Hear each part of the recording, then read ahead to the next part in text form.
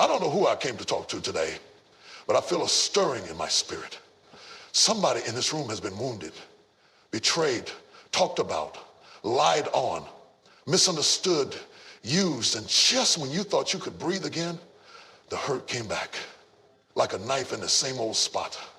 But before you let your emotions rise, before you clap back, before you pick up your phone and text something you can't take back, hear me clearly. You don't have to react, because your reaction might cost you more than the offense ever did. I know it hurts. I know you feel like proving a point. I know you want to show them to mess with the wrong one. But child of God, I stopped by to tell you, you don't need revenge to be validated. You don't need applause to be healed. And you don't need a reaction to win. Sometimes silence is the authority God gave you and into the trap they laid for you. Some of you are exhausted, not because of your work, not because of your responsibilities, but because you are constantly reacting to people who were never assigned to your life in the first place. You're replying to words that didn't deserve your breath. You're carrying offenses that should have rolled off your back. And every time you respond to the enemy's bait, you give them a seat at a table they don't deserve to sit at. That's how the enemy operates. He doesn't come to knock you down with a hammer. He comes to distract you with a whisper. It's subtle. A jab here, a look there, a betrayal from someone close, a conversation twisted, a comment on your post. And before you know it, your whole day, your whole mind, your whole mood is shaped by something small, something petty, because you gave it power. Listen to me. Your power is too precious to be handed out that cheap. Don't give it away to every critic, every hater, every snake hiding in your garden. They didn't plant the seeds. They don't get to prune the branches. You're out here defending yourself to people who wouldn't understand your calling even if God shouted it from heaven himself. Yes. They don't know the oil that's on your life. They don't know the cost of the anointing you carry.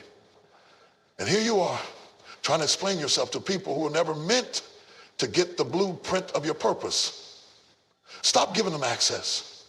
Stop giving them your emotions. Stop giving them your reactions. Because when you react, you reveal.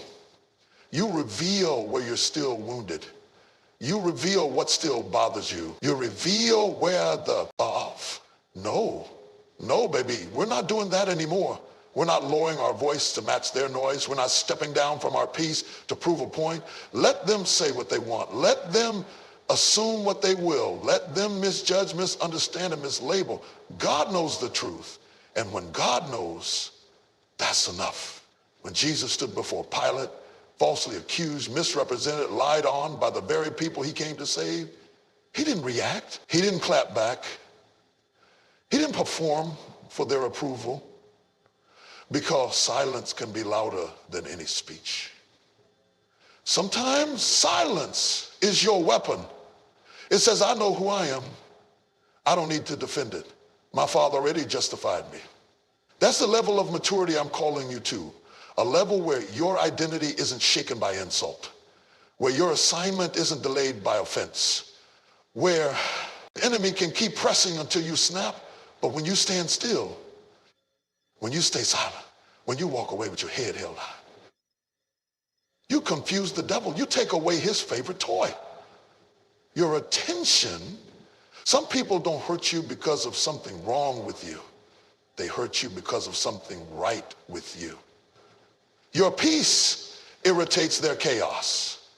Your growth exposes their stagnation. Your purpose shines a light on their insecurity. They throw darts, not to win a battle, but just to make you look down long enough to miss the door God's opening in front of you. Don't let a distraction detour your destiny. You've got places to go, things to build, a generation depending on your obedience. And you're going to let them, the ones who don't even know who you really are, pull you into a fight that God already called you out. Strongest sermon. Sometimes the best response is no response at all. Because when you hold your peace, God steps in and fights battles you can't even see. So If you're tired of the cycle, if you're done giving your power to pain, if you're ready to grow beyond your enemies, lean in. Don't miss this. Because what I'm about to share with you might just shift the entire direction of your destiny. Let me tell you something. Every time you react to the people who hurt you, you are handing them something far more valuable than an answer. You are handing them your power, and you might not even realize it. Because the moment you let their emotions lead the conversation, the moment you let their anger sit in the driver's seat, you've allowed their action to determine your reaction. And now they're in control. You stepped up. Your spirit doesn't flinch every time someone throws shade in your direction. Because shade only matters when you step out of the light. Stay in the light. Stay in your calling. Stay in your peace. You don't owe anybody your reaction. You owe God your focus. There's something I need you to hear, not just with your ears, but deep in your spirit. Every reaction, every outburst, every emotional retaliation carries a cost. And if you're not careful, you will pay too much for something that was never worth it to begin with. You may think you're just defending yourself, just proving a point, just putting someone in their place, but sometimes you're actually stepping out of alignment with your destiny just to entertain a distraction. There are moments in life when the hurt is so sharp, so sudden, that everything in you wants to strike back. You feel like you can't breathe until you say something, can't move on until they know how much it cut you. But I came to tell you, not every fight is worth your future. Sometimes the greatest battles are won in silence, not in reaction, because your destiny is far too valuable to be compromised by your need to be right. You don't need to clap back to confirm your identity. You don't need to respond to every text, every post, every dig. You don't have to chase closure in the mouths of people who were never meant to carry your truth. There are people who hurt you who will never apologize, never acknowledge what they did, never make it right. And if you wait for their validation, you will delay your elevation. Some of you are holding up your next level.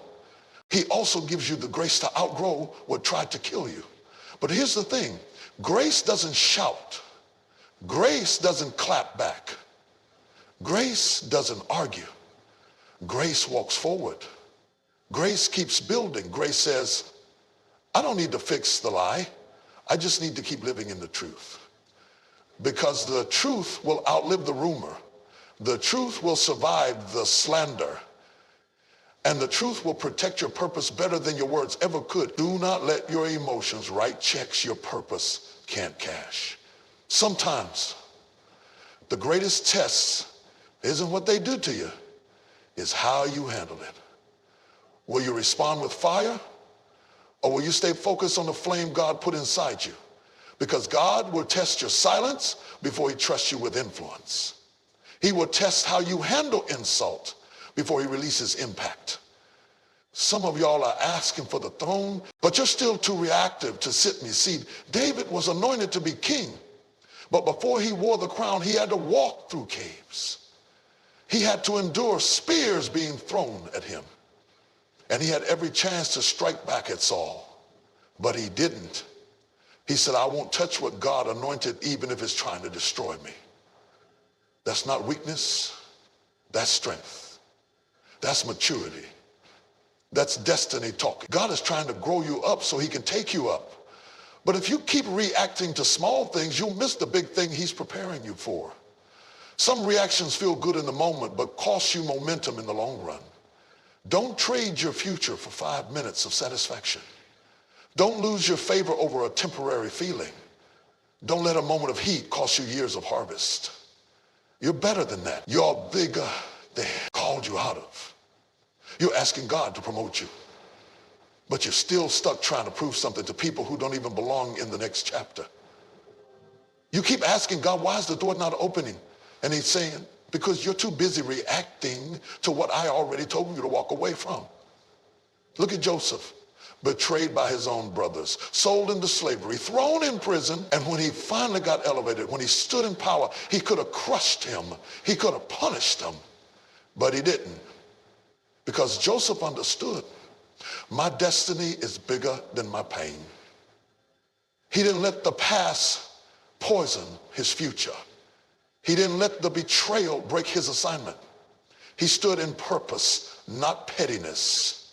That's the difference between someone who is called and someone who is just reacting. When God gives you a vision of that, you've got too much oil on your life to keep stooping to every offense. Some things you got to learn to walk past, not because they didn't hurt, not because it didn't matter, but because your calling matters more. So the next time someone tries to pull you into drama, remind yourself, my reaction could delay my destiny, and I refuse to give up what God promised me just to prove I'm right. Let them talk, let them twist the story, let them walk away, but you keep walking toward the throne. You cannot heal if you're still trying to get even. You cannot rise while you're reaching back. You cannot move forward while your heart is still tied to the moment they broke it. Healing doesn't come through retaliation. It comes through release. I know you were hurt. I know they betrayed you. I know they took something from you you'll never get back. But if you keep rehearsing the wound, if you keep reacting to every trigger, if you keep feeding the pain with your attention, you are nurturing what God is trying to remove. You see, healing takes restraint. It takes power to stay silent when everything in you wants to scream. It takes strength to walk away when your pride wants to prove a point. That's not weakness, that's wisdom. That's the kind of maturity the world doesn't applaud, but heaven does. Because real healing isn't loud. Real healing doesn't have to be seen. It happens deep in the quiet places. When you say, I could react, but I won't. I could get revenge, but I choose peace. I could carry this bitterness, but I want my soul back. Some of you are still hurting because you never stopped fighting. You're still trying to win an argument with someone who's no longer in your life. Still trying to prove to them that you are worth loving. Still waiting on closure from people who don't even have the emotional capacity to understand what they did. But healing doesn't wait on their apology. Healing starts when you say, I will no longer give pain the pen to write my story. What they did hurt, but what you do next will define you. Pain is part of the process, but you don't have to live there. You don't have to keep building a house in a place God only meant to be a lesson. Some of you have been renting space in your spirit to trauma, giving your peace away to the memory of what happened. But I came to tell you, it's time to evict the pain of their words. You're healed as soon as you stop reacting like you're still hurting. There's a reason the enemy keeps using people to get to you. It's not always about who hurt you. It's about what you carry. It's about your assignment. It's about your future. He knows if he can't touch what God is doing in your life, he'll try to distract you so you never walk into it. And most of the time, he won't use obvious enemies. No, he'll use the ones close enough to get under your skin. The ones who knew your trust. The ones who knew your vulnerability. Because a wound from a stranger doesn't cut like a wound from someone you let in. The enemy isn't after your feelings. He's after your focus. If he can get you to stop building, stop praying, stop believing, stop obeying, he wins. And one of his favorite weapons was tearing open wounds that God is trying to close. You're digging in the dirt of what God already buried. Don't resurrect what you should have released. Let it go. Let them go. Not because they deserve it, but because you do. You deserve to wake up without the weight. You deserve to breathe without bitterness in your chest. You deserve to love again, trust again, dream again, but not if your hands are full of hurt. You can't pick up the future while clinging to the past. You can't climb while carrying the weight of old wounds. And you definitely can't be whole if you keep reacting from a place of brokenness. Because hurt people don't just hurt people, they sabotage themselves. They bleed on people who didn't cut them. They burn bridges they were supposed to walk across. And they build walls so high that even God has to wait for an invitation to come in. That's not what he wants for you. He didn't bring you through the fire just for you to still live like you're in the furnace. He didn't carry you through the darkest valley for you to pitch a tent in sorrow. He brought you through so you could walk in freedom. So you could show the world that pain doesn't get the final word. That trauma doesn't get the last say. That scars don't disqualify. They qualify you to speak healing over somebody else's life. But you can't minister from a place you haven't let God mend. So today, make a choice not to feel better overnight, not to pretend the pain didn't happen, but to stop reacting from it, to stop giving it space, to stop feeding what tried to starve you. You are not what they did to you. You are not the moment that broke you. You are not the echo. It means you forget. It means you remember without bleeding. It means you can see their name, hear their voice, even cross their path, and your soul doesn't tremble. That doesn't come from clapping back. That doesn't come from revenge. That comes from choosing to trust God with your wounds. Because only God knows how deep it went, and only God can reach that deep to make it whole again. You think they need to see you heal so they'll know they didn't break you? No. God will make sure they see it if you stop performing and start healing. You don't need to post about it. You don't need to drop hints. You don't need to prove anything. Your peace will be your testimony. Your joy will be your revenge. Your glow will speak louder than your grief ever could. But if you keep reacting, if you keep answering every offense, your conversation, one betrayal, one rejection, one misunderstood moment, and all of a sudden your eyes are off the vision and on the wound. You are climbing. You are making progress. You are moving in your purpose, and now you're stuck. Rehearsing what they said, replaying what they did, reliving the moment that threw you off. That's the trap. The distraction doesn't look like a distraction when it comes wrapped in the face of someone you love. But let me tell you something. Your elevation will require isolation from noise that was never meant to follow you where God is taking you. There are some places God wants to bring you that demand your full attention. Not your split focus, not your divided heart. If you're going to walk in purpose, you can't stop every time somebody throws a stone at your peace. You can't keep explaining. Get yourself to people who are committed to misunderstanding you. You can't keep checking the opinions of people who are more committed to your downfall than your development. Jesus was surrounded by crowds, but he was never led by them. He loved them, but he didn't let them guide him. Because when you're truly called, you have to know how to keep walking when people start turning on you. You have to keep moving when the voices grow louder. You have to keep doing the will of the Father even when the people around you don't see it, don't like it, don't support it.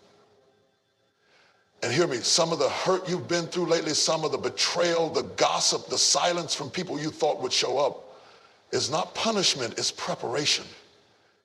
It's God showing you who can go with you. It's God closing doors gently before you.